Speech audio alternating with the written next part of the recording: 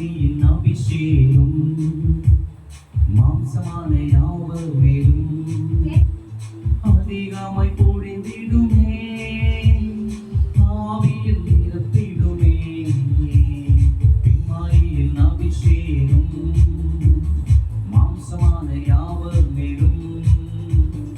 அதிகமாய் பொழிந்திடுமே ஆவியில் நிரப்பிடுமே அக்கினியாய் இறங்கி